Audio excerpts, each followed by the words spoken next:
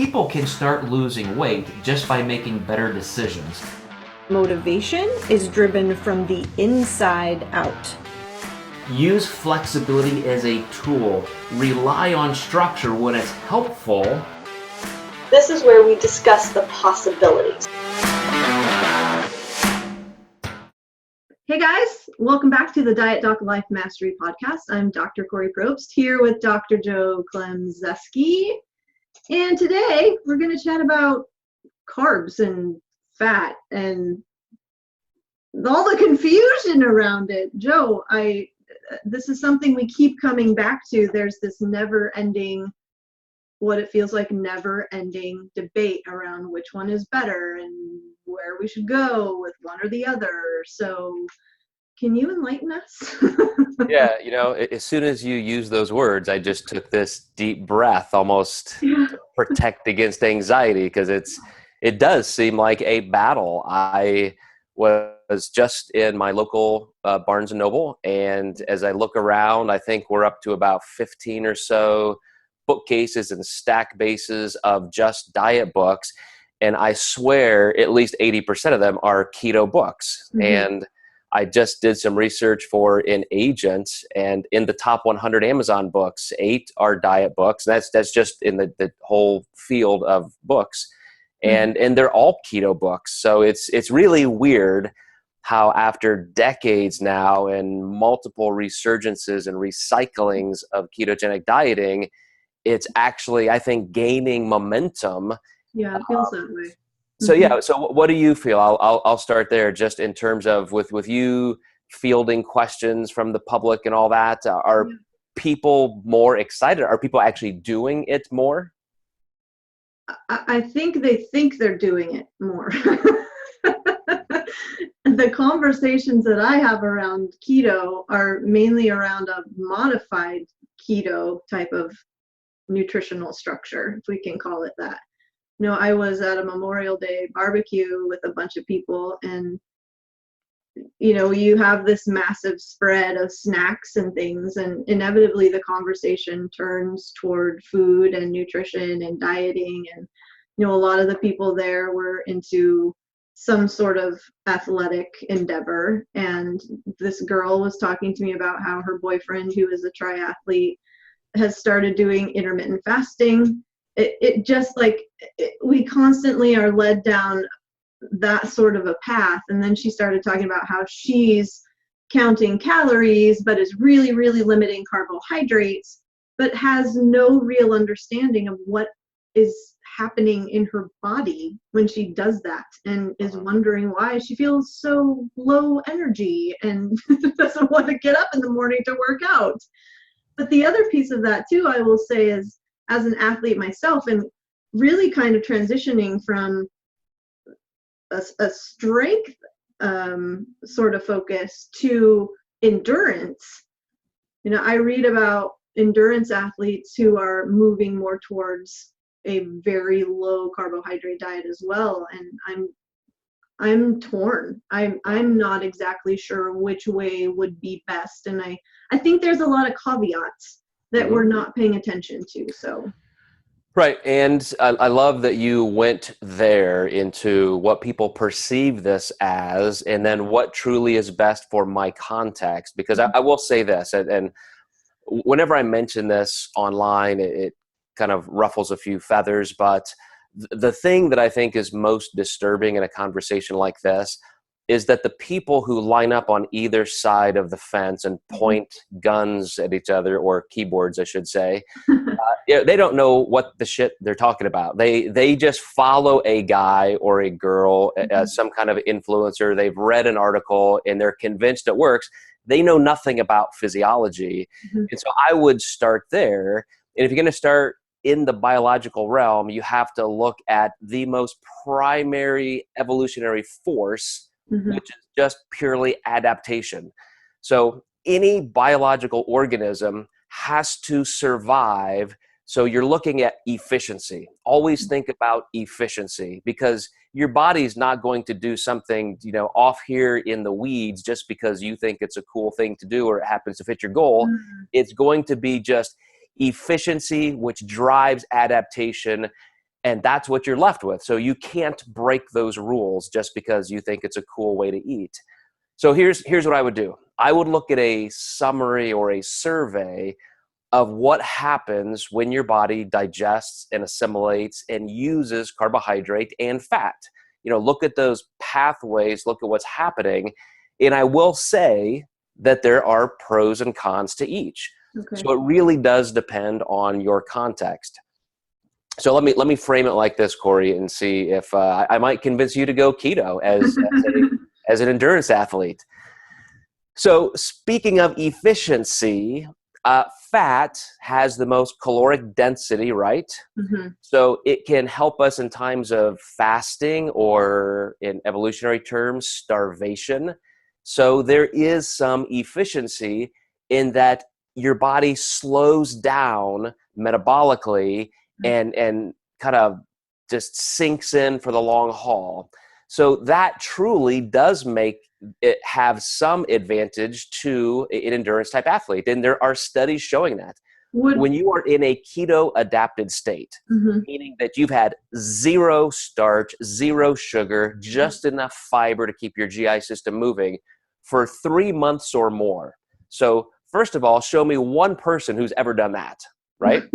Okay.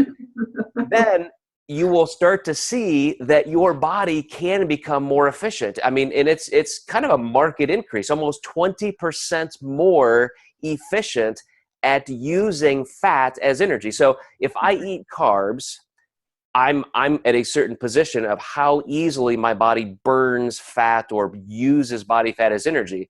If I'm in a keto adapted state, I can ramp that up so my body truly does become better at using fat for energy. But that doesn't mean that I'm just automatically going to be leaner. It's because that's the only fuel my body's had.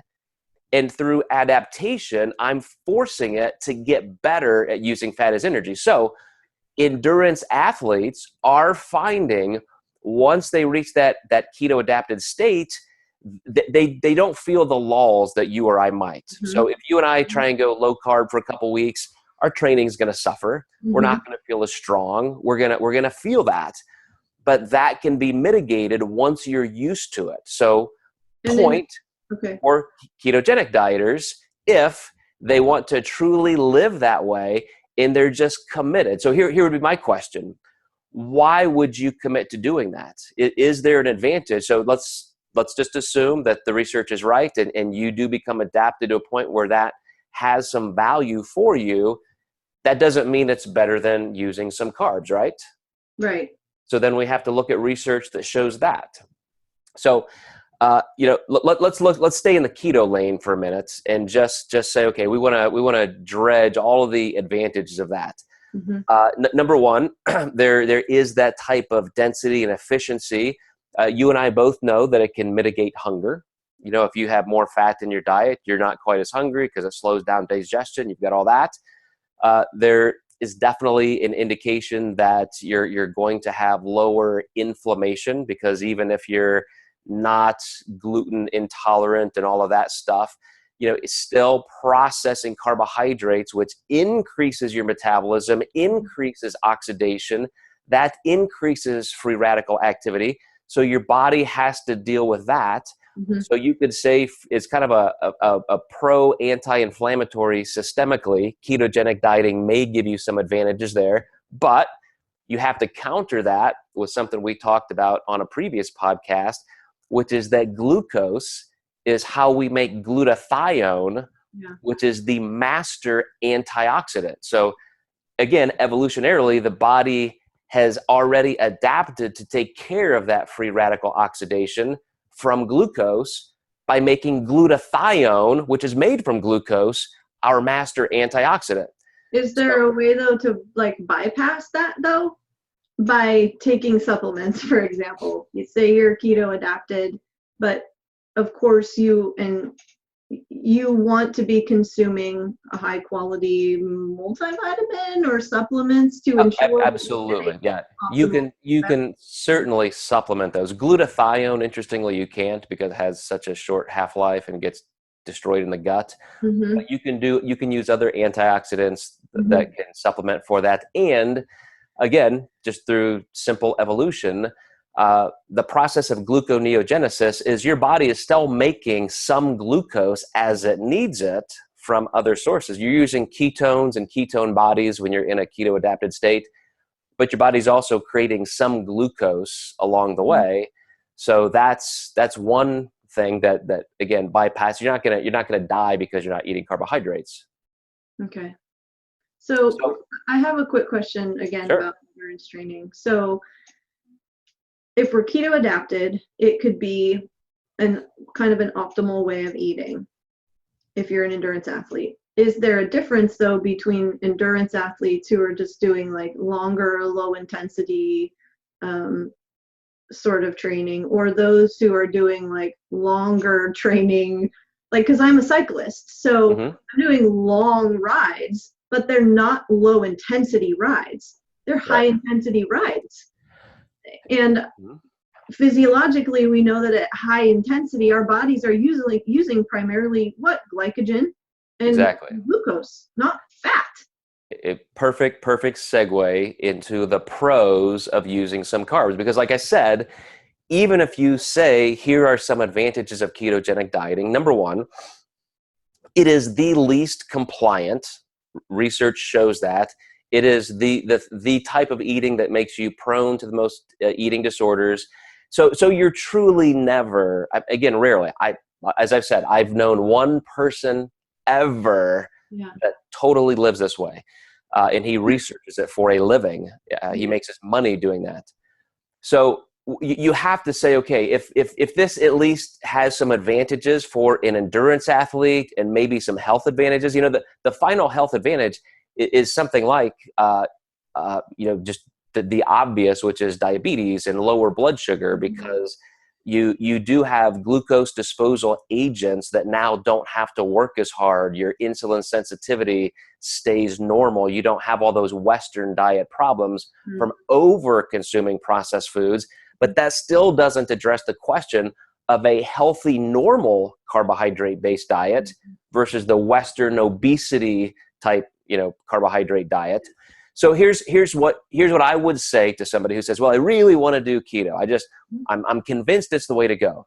I would say, okay, here are some advantages, but it doesn't mean it's the best. It's just, this is how we can make it suck the least. Okay. So, still to your point, our body uses glucose as energy for a couple reasons. Number one, speaking of efficiency, it is the most efficient for massive action right now. So like we talked about a couple weeks ago, as soon as Homo sapiens started eating what I would call refined carbohydrates, and the fact that we just were able to start cooking roots and things like that so that the starch was more bioavailable. It took the polysaccharides down to disaccharides and monosaccharides and made it so we didn't have to forage and eat all freaking day just to not starve to death. So that started a catalyst of things evolutionarily that allowed us to just be faster, quicker, more efficient to do something. I mean, think of a cheetah, right? They can fastest mammal on the planet, 70 miles an hour, but for this long, and then they have to drop because they're out of glucose.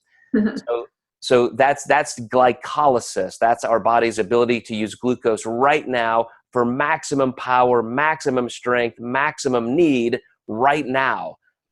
If you're on a ketogenic type diet, your short-term endurance, power, strength is going to suffer. Okay, sorry. No, go ahead. I'm in my head about cycling. That's me needing to sprint up a hill as fast as I possibly can. And thinking, is that even going to be possible? Maybe for a short period of time, but to sustain that level of intensity. Gosh, I mean, to me, it's just such a marketing hoax almost, or misapplication, because it completely overrides everything we know about physiology. We have this wonderful ability to have the best of all worlds. We can have that short-term energy need so that we can dominate those immediate anaerobic needs, strength, power. A lot of people listening to us, that's part of their goal, right? Absolutely. For training, for life, I want to be immediately even mentally acute. Yes. So that's that glycolysis type energy system. Then you've got the or anaerobic. Then you've got the glycolytic energy system, whereas we can package that glucose into bundles called glycogen so that we have now a second tier of energy. So when our muscle tissue runs out of ATP, we're turning that glucose into pyruvate. It's going through the Krebs cycle, and we're producing that ATP. Well, when that runs out in 20 to 30 seconds, what now? Are we going to be like that cheetah who just falls over and has to rest? Possibly. Yeah. Right, possibly. Yeah. But with the usage of glycogen with your liver and your muscle tissue being able to take these bundles of glucose, resynthesize that back into usable, disposable glucose in the bloodstream, now we can keep going. So this is where you think of a wrestling match or a boxing round where you got to be on your game for 2, 3, 4 minutes nonstop. I mean, you've got that flurry of motion and activity and power and strength.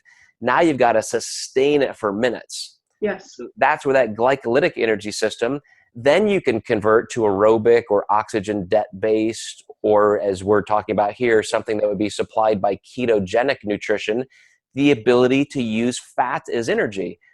We've got that whole spectrum available to us, and nutrition supports that is the best way for health and performance both. So I don't know why there's a controversy except for trying to sell books and anything else. Well, I think I probably can understand one reason why is because people just want easy.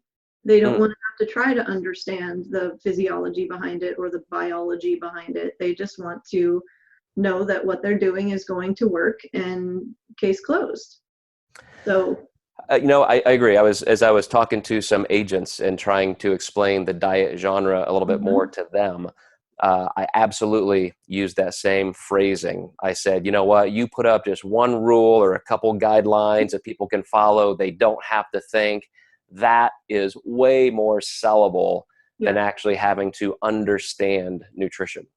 Yeah, and that is part of the real reason why no one is able to lose weight and maintain it, because there isn't that understanding. So go ahead. Well, I would just go back to, again, look at the reasons why you want to manage your nutrition the way you do. I mean, look at that context. So if your goal is to retain the most lean body mass or be able to gain the most lean body mass, you need carbs to do that. You need insulin. Ketogenic diets have been shown to be the least supportive of that goal. If you want the easiest, physiologically most compliant, then you want carbs in your diet. If you want the healthiest in terms of all of the cardiovascular risk variables, you want carbs in your diet. So I'm not saying eat shitty, horrible carbs and call that a normal diet, but healthy amounts of carbs, well placed, well utilized, and you're getting the best of all worlds. If you need to starve or you have any of those things, we've talked about Dominique's research and, for epilepsy, stage 4 cancer, anytime you have a process that feeds too aggressively on glucose, and that's what cancer does. There's a reason in those medically necessary times to say, wait a second, maybe I need to do it this way. I still don't think there's enough research to say that that's better than just going to very strategically placed carbs. But again, there's at least value in exploring it. Very context driven. Yeah, that makes a lot of sense. So where do we go from here, Joe? Well, it's just kind of a summary to what I would call a survey of the metabolic pathways of these. Again, think of how the body works and how we can utilize all three energy systems. And then we just have to find the type of macronutrient profile or ratios that work for us. I am absolutely not against trying any kind of nutrition. I've done every kind of ketogenic diet you could possibly do. I've done them for up to 6 months at a time, studying my own, blood panels and strength and lean body mass and that kind of thing. I love doing that because that's the best way, I think, as a health scientist to actually explore all of the different options instead of just academically. So go out there and try it, but document it well and do it as you should do it. As you started this podcast, Kori, don't use some kind of a pseudo modified ketogenic diet and think you're doing ketogenic dieting.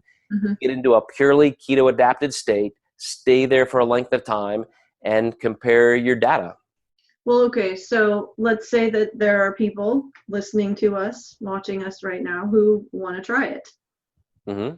What are the optimal ranges for getting into that keto adapted state? And you had said it takes 2 to 3 months to actually get there. So this is quite a project if someone really wants to do it the quote unquote right way. What are Absolutely. the percentages for proteins, carbs, and fats if we're going to do it? If you want to do an actual ketogenic diet, you need to be at about 50 to 60% of your calories from fat, and then about 15 to 20% of your calories from protein, which is lower than most people would expect. But in the absence of a lot of starch, your body will turn protein into glucose. So to be truly keto adaptive, you have to bring protein down to just what your body needs. And then the rest would be a fibrous carbohydrate. So most people who do ketogenic dieting are going to limit their meals to 2, 3, or 4 per day. And then you're getting a pretty high amount of fat per meal, just a normal meal's worth of protein, but only 2 or 3 times a day. And then basically that's in kind of a base of a vegetable or salad. So, that would be a pure ketogenic diet. Now, if you do want to talk about modified, this is where I would say something like paleo is a better version, but paleo is not keto because you can still eat fruit, you can still eat root vegetables, things like that. So you can eat sweet potatoes. So again, now that's not at all, that's more of a higher fat, lower carb, but absolutely not keto. But it still includes starch. Yeah, and that's why I don't really count it as keto. It's just a healthy way of eating. I mean, who would say, hey, have more fruits and vegetables, less processed crap, get your starch from whole natural sources, and have enough protein? That's a fantastic way to eat. Exactly. A lot of athletes choose that sort of a nutritional profile because they know it works and is optimal. That's why it interests me that people divide over that as if it's an aggressive ketogenic form of dieting, and it's just not. It's just pretty darn healthy. Right. Wow. Okay, man, we could go off in so many different directions with this, Joe, but this was our macro mastery segment of the podcast.